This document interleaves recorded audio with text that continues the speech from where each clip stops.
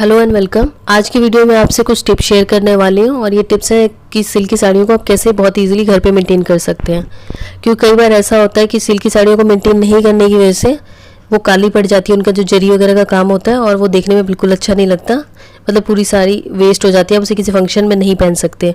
जैसे इस इमेज में आप देख रहे हैं, ये बनारसी सिल्क साड़ी है और इस पर जो काम है पूरा चांदी की तार का काम है।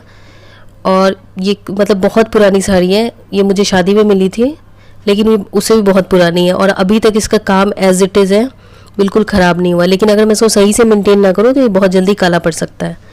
तो इस बात का ध्यान रखें कि जैसे आप किसी फंक्शन वगैरह में इस टाइप की साड़ी पहनते हैं तो वहाँ जहाँ अगर आपको लगता है पानी का बहुत ज़्यादा काम होने वाला है या आपको बहुत ज़्यादा पानी का काम हो सकता है, छूना पड़े, तो इस टाइप की सिल्क की साड़ियाँ, प्योर सिल्क की साड़ियाँ अवॉइड करें क्योंकि पानी से ख़राब हो जाती है।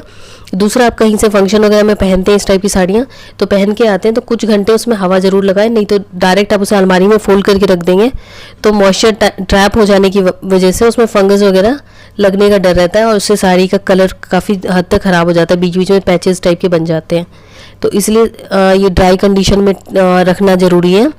और दूसरा, कई बार ऐसा होता है कि जैसे कुछ साड़ियाँ जो 100% प्योर सिल्क नहीं होती हैं, वो हैंड वॉशेबल होती हैं। तो जैसे अगर आपकी साड़ी हैंड वॉशेबल है तो उसे किसी डिटर्जेंट या इजी वगैरह में मत धोइए। उसे धोने के लिए आप किसी भी अच्छे प्रोटीन शैम्पू का यूज़ कर सकते हैं, जो शैम्पू बालों वगैरह में लगाते हैं, तो वो सिल्क साड़ियों के लिए बेटर रहता है, उसके रेशे ख़राब नहीं होते। और जब भी धोएं तो बहुत ज़्यादा रगड़े नहीं, बहुत ही जेंटली पानी में 5-7 मिनट आप सोक कर दीजिए और उसके बाद हल्का हल्का हाथों से स्लोली ऊपर नीचे से पानी में करिए। उसके बाद उसे रिंस करके सुखा लीजिए। रब करने की ज़रूरत नहीं है, ना आपको निचोड़ने की ज़रूरत है। और कई बार ऐसा होता है कि साड़ी का पल्लू का कलर बिल्कुल अलग होता है साड़ी और बाकी जो रेस्ट ऑफ द साड़ी होती है वो अलग होती है, तो उस केस में आप अलग अलग उनको वॉश कर सकते हैं। एक ही साथ पूरी साड़ी को बाल्टी में डालने की ज़रूरत नहीं है। और इस चीज़ का हमेशा ध्यान रखें, खास करके बरसात वगैरह के सीज़न में साड़ी में धूप लगाना बहुत ज़रूरी है। और धूप डायरेक्ट सनलाइट में मत डालिए, कोशिश करिए हल्की धूप लगे, नहीं तो अगर डायरेक्ट सनलाइट में भी आपको डालना पड़े तो इस तरह से हैंगर में, रस्सी पे हैंगर टांग के डाल सकते हैं और इसके ऊपर एक पतला सा कपड़ा डाल सकते हैं जिससे कि बहुत ज़्यादा तेज़ सनलाइट ना लगे। नहीं तो जो प्योर सिल्क की साड़ी होती है उन्हें ज़्यादा हीट वगैरह से बचाना चाहिए और उन्हें हमेशा ठंडी जगह पर रखना चाहिए। और जैसे कि अगर आपकी ड्राई क्लीन वाली साड़ी है तो उस पर कोई दाग धब्बे लग जाते हैं, तो उसके लिए आप ये कर सकते हैं, जैसे कई बार ऐसा होता है कि कुछ ऐसे दाग होते हैं जो घर पे भी थोड़ा इजीली हट सकते हैं, तो आप थोड़ी सी पेट्रोल की बूंदें लेके कॉटन से रब करेंगे तो वो जैसे तेल वेल का दाग है वो निकल सकता है। लेकिन अगर आपको लगे ज़्यादा दाग लग गया है तो आप उसको रख दीजिए ड्राई क्लीनिंग के लिए। वैसे तो सिल्क की साड़ी को स्टोर करने के बहुत सारे तरीके हैं, लेकिन सबसे अच्छा तरीका होता है कि उसको ग्रीन कलर के कपड़े में लपेट के रखना चाहिए, जिससे कि सिल्क कई सालों तक चल जाता है।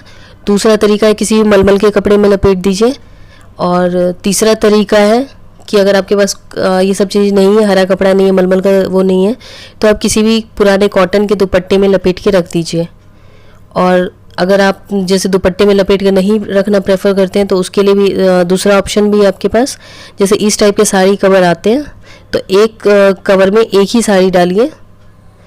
और इस बात का हमेशा ध्यान रखिए कि जब भी आप साड़ी इसमें रखते हैं तो कुछ कुछ टाइम के बाद उसे आप निकाल के धूप या जो भी आप लगाते रहें, ताकि मॉइस्चर कभी भी ट्रैप ना हो।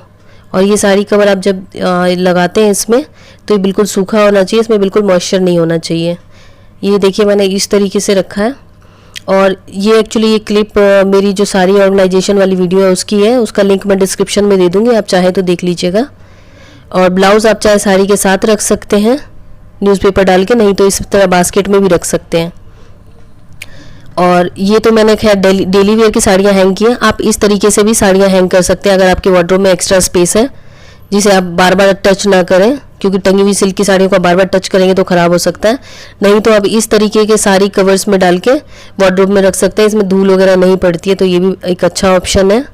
और प्रेस करने के लिए साड़ियों को, जैसे कई बार ऐसा होता है कि हम एक फंक्शन में पहन के जाते हैं लेकिन प्रेस ख़राब हो जाती है, हम उसको 2-3 फंक्शन में पहन सकते हैं प्रेस करके, तो प्रेस हम घर पे ही करना प्रेफर करते हैं। तो उसके लिए जैसे मैंने पतला सा कपड़ा इस पर डाला हुआ है जहाँ जहाँ जरी का काम है, जिससे जरी डायरेक्ट आयरन के नीचे आने से ख़राब ना हो, गर्मी से ज़्यादा ख़राब ना हो। और इसके लिए अगर आपको डिटेल में देखना है तो ये वीडियो की लिंक भी मैं आपको दे दूँगी, ये साड़ी आयरन वाली।